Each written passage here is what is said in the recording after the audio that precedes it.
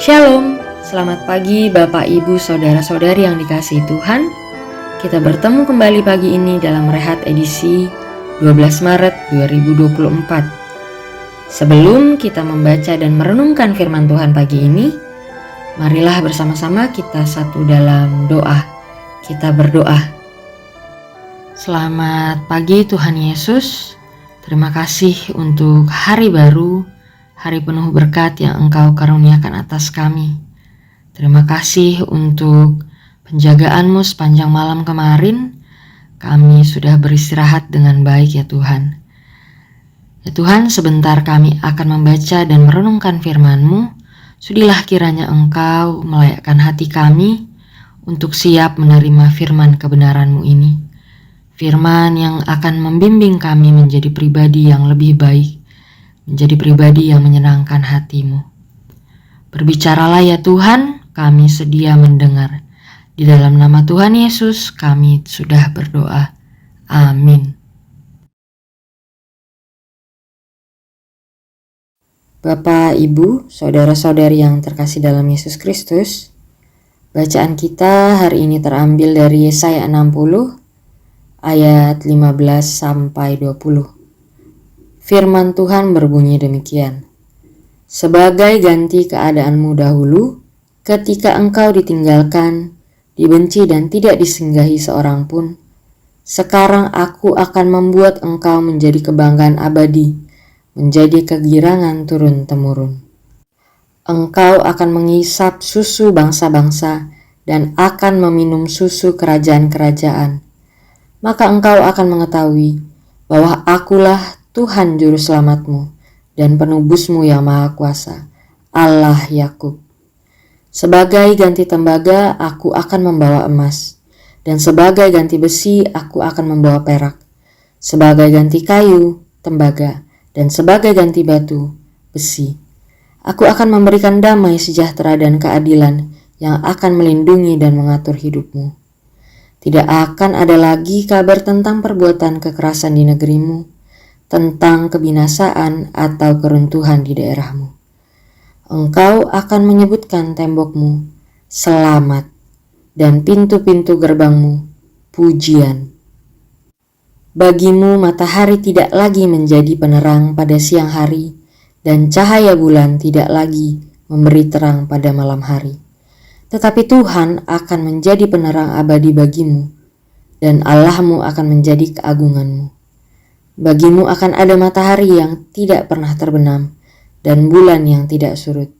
Sebab Tuhan akan menjadi penerang abadi bagimu dan hari-hari perkabunganmu akan berakhir.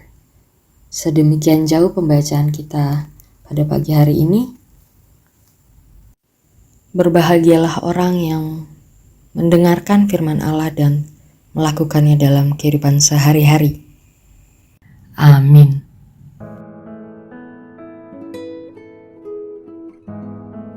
Judul rehat kita hari ini adalah Hidup yang dibarui oleh kasih Allah.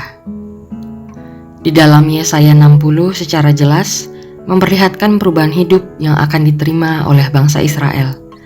Ketika berada dalam pembuangan di Babel, mereka mengalami penderitaan dan kesulitan yang amat pelik. Hal tersebut terlihat pada pasal-pasal sebelumnya, yang mana mereka tidak hidup dalam kedamaian. Dalam kondisi yang tidak menyenangkan ini, Allah yang adalah Sang Kasih menyampaikan berita pemulihan melalui Yesaya, suatu pemulihan yang kelak memperbaharui kehidupan umatnya. Sebagai ganti keadaanmu dahulu, ketika engkau ditinggalkan, dibenci dan tidak dilalui seorang pun, sekarang aku akan membuat engkau menjadi kebanggaan abadi, menjadi kegirangan turun-temurun. Kondisi yang berat itu akan diganti dengan kebanggaan abadi. Apa itu kebanggaan abadi? Kebanggaan abadi ialah kebanggaan yang lahiriah. Selanjutnya, di ayat 16 mengatakan, seperti seorang ibu memelihara anaknya. Layaknya seorang ibu yang memberi susu kepada anaknya, demikianlah Tuhan memberi dan memelihara umatnya.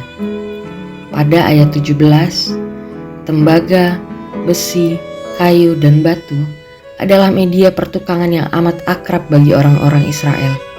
Artinya, mereka selalu berjumpa dengan benda-benda pertukangan tersebut, sehingga menjadi simbol penindasan bagi mereka.